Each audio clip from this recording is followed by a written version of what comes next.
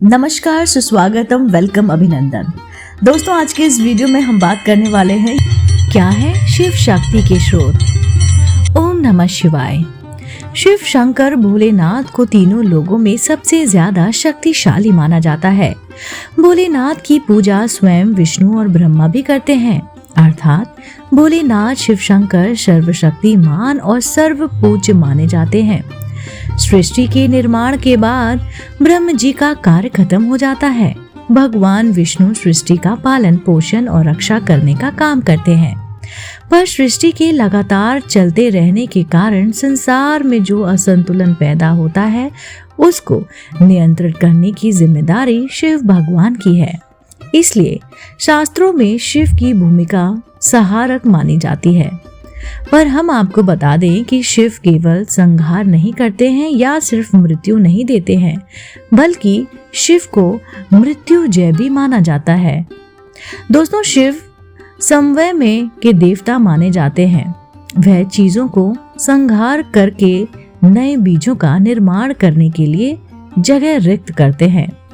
आप शिव की भूमिका को उस सुनार और लोहार की तरह समझ सकते हैं जो अच्छे आभूषण और औजार का निर्माण करने के लिए सोने और लोहे को आग में तपाने का काम करते हैं, ताकि वह उनसे सुंदर आभूषण और उपयोगी औजार का निर्माण कर सके। शिव का स्वरूप कई प्रतीकों का समावय है।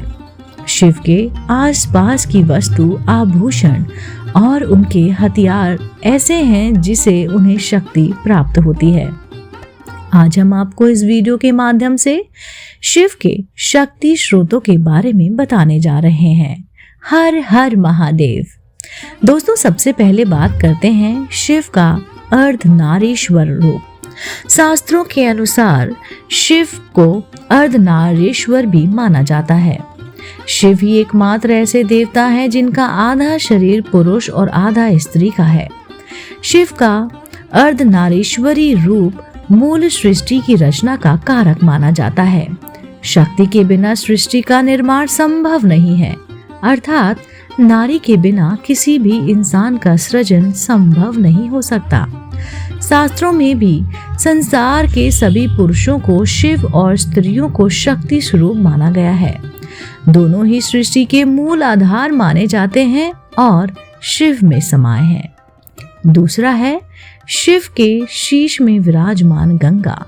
दोस्तों, शिव की जटाओं में अथाह वेग वाली गंगा विराजमान है। यदि शिव अपनी जटाओं में गंगा को धारण नहीं करते तो गंगा अपने वेग से पूरी सृष्टि का सर्वनाश कर देती। सृष्टि को गंगा के अथाह वेग से बचाने और विश्व का कल्याण करने के लिए शिव ने गंगा जैसी परम वेग वाली नदी को अपनी जटाओं में धारण किया। तीसरा, शिव के जटाजूट। दोस्तों, शास्त्रों में शिव की जटाओं की तुलना प्राचीन वट वृक्षों से की गई है, जो सभी प्राणियों के विश्राम का केंद्र है।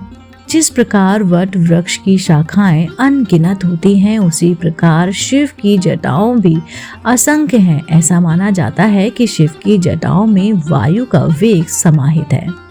चौथा, शिव के सर पर विराजमान अर्धचंद्र। दोस्तों, शिव भगवान ने शाप युक्त चंद्रमा को सम्मान देने के लिए अपने शीश पर धारण किया था। शिव समय चक्र की गति से सभी को अवगत कराते हैं। सृष्टि के निर्माण और विनाश के मूल में समय प्रमुख होता है। चंद्रमा को समय की निरंतरता का प्रतीक माना जाता है। पांचवा, शिव के त्रिनेत्र। शिव को त्र्यंबकम भी कहा जाता है। शिव की दाई आंख में सूर्य का तेज, बाई आंख में चंद्र की शीतलता और मध्य पर मौजूद तीसरे नेत्र में अग्नि की ज्वाला विद्यमान होती है। शिव भगवान दुष्टों और दुष्ट प्रवृत्तियों का नाश करने के लिए अपने तीसरे नेत्र का इस्तेमाल करते हैं। शिव की तीसरी आंख हमेशा हमेशा आधी खुली रहती है, जो उनके योगीश्वर होने का प्रमाण देती है। छठा, शिव शक्ति का स्वरूप है त्रिशूल। दोस्तों, शिव अपने एक हाथ में त्रिशूल धारण करते हैं। त्रिशूल शिव की 3 मूलभूत शक्तियों में एक है। जिसमें इच्छा शक्ति, क्रिया शक्ति और ज्ञान का प्रतीक मौजूद है। त्रिशूल से शिव प्राणी मात्र के दैहिक, वैदिक, दैविक और भौतिक तीनों प्रकार के शूलों का नाश करते हैं। शिव अपने त्रिशूल से सत्व, रज और तम तीनों और उनके कार्य रूप स्थूल, सूक्ष्म और कारण नामक देहत्रय का नाश करते हैं। 7वां, शिव का डमरू। शिव ने अपने एक हाथ में डमरू धारण किया हुआ है। डमरू ब्राह्मण का प्रतीक माना जाता है। जब शिव अपने डमरू का नाद करते हैं तो आकाश, पाताल, पृथ्वी एक ही बंधन में बंध जाते हैं। इसी नाद को सृष्टि सृजन का मूल बिंदु माना जाता है। 8वां, पिनाक पाणी। शिव को पिनाक पाणी भी कहा जाता है। पिनाक एक ऐसा शक्तिशाली धनुष होता है जिसे शिव के अलावा सिर्फ वही धारण कर सकता है जो स्वयं शिव का अवतार हो या शिव का ही स्वरूप हो। इस धनुष के दंड में अनंत शक्ति विराजमान रहती है। उस शक्ति को दर्शाने या क्रियावंतित करने के लिए धनुष की एक तरफ प्रत्यंचा को दूसरी तरफ से मिलाना जरूरी होता है। इसी वजह से राजा जनक के राजमहल में रखे शिव धनुष को जब माता सीता ने एक स्थान से उठाकर दूसरे स्थान पर रख दिया तो उसके शिव स्वरूप होने का पता चला, जिसके फलस्वरूप सर्वशक्तिमान शिव के स्वरूप श्री राम ने आसानी से धनुष को उठाकर प्रत्यंचा चढ़ाई।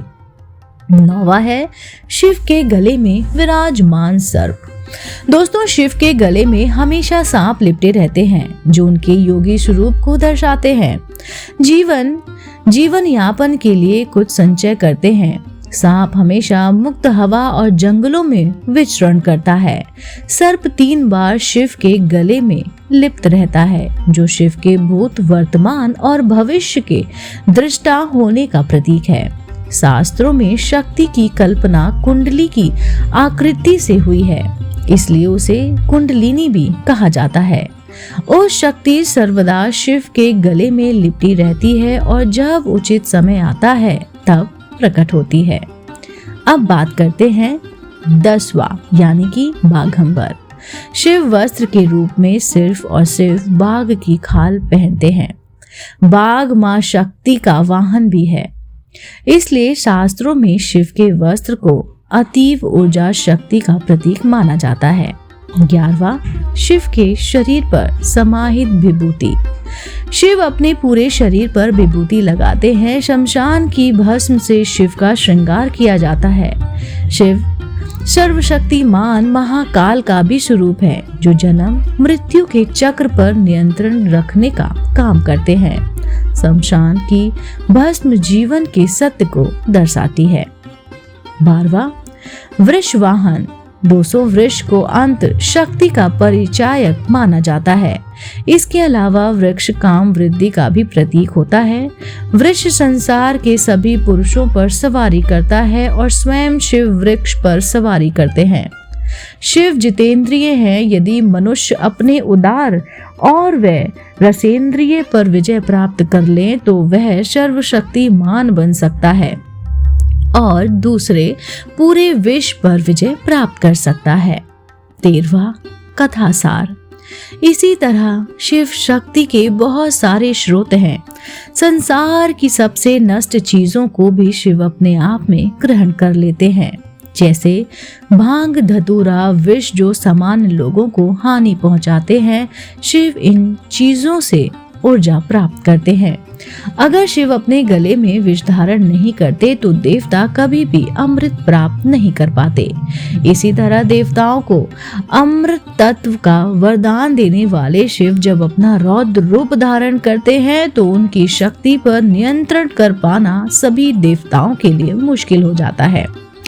शिव में शक्ति और सूझबूझ जैसे अनूठा संगम नजर आता है जो आप कहीं और नहीं देख सकते। इसी वजह से कि शिव का व्यक्तित्व अन्य देवी देवताओं से अलग नजर आता है। यही शिव शंभू भोलेनाथ की शक्ति का स्वरूप है। हर हर महादेव। दोस्तों, उम्मीद करती हूँ आपको शिव शक्ति के स्रोत जानकर सुनकर जरूर मजा आया होगा। अगर आप भी भगवान शिव के भक्त हैं तो मुझे कमेंट में एक बार लिखिए ओम नमः शिवाय, हर हर महादेव। दोस्तों, आज के लिए इतना ही। उम्मीद करती हूँ ऐसे वीडियो देखने के लिए आप मेरे चैनल को सब्सक्राइब जरूर करेंगे। मैं फिर से उपस्थित होती हूँ, तब तक के लिए नमस्कार।